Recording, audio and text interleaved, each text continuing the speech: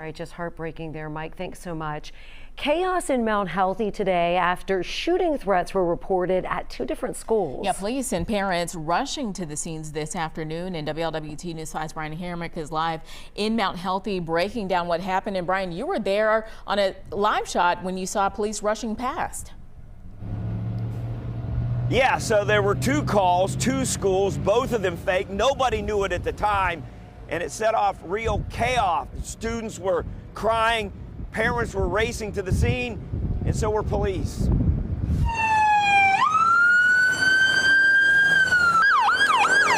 At least a half dozen agencies ripped through the streets of Mount Healthy. First to Mount Healthy High School, where there was a report of an active shooter. We got the call. Well, I got a call from him while I was at work saying that there's a shooter in the school. So like any parent would, we sped here, got here, and the police is telling us it's a prank call and there's nothing to worry about. But obviously any parent, you know, it's the last thing we want to see. We were there as these crews were diverted from the original call at Mount Healthy High School to the Mount Healthy Preparatory Academy, less than a quarter-mile away. About 40 officers went inside, others surrounded the building, waited.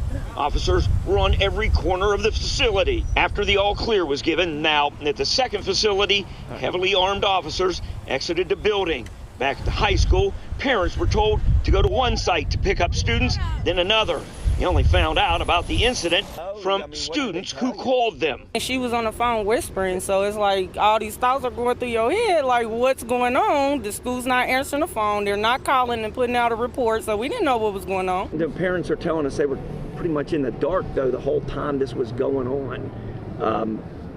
Was there any effort to get a hold of them, to contact them, to put anything out on the website at all? Yeah, absolutely. It was one of those things where we were just trying to get the most accurate information. We didn't want to send anything out until we were absolutely sure of what was going on. Yeah, now here's another factor that added to the confusion. Now they had planned, police, the school, everyone laid out plans in a scenario just like this for everyone to park right across from the school, parents to come here and pick up students. Well, what happened when all the police responded from the different areas, they parked in this area. It caused a bottleneck here. They couldn't get the parents here. They had to change this location on the fly. So that was one of the problems that came out of this, and also one of the lessons they learned from. Reporting live, Brian Hamrick, WLWT News 5. Brian, unfortunately, we've seen this situation at different districts before in the past. Now, do they think that these situations are linked? Yeah, interesting. They don't think these were exactly linked. One call came into the police station. Another call came into the 911 center here.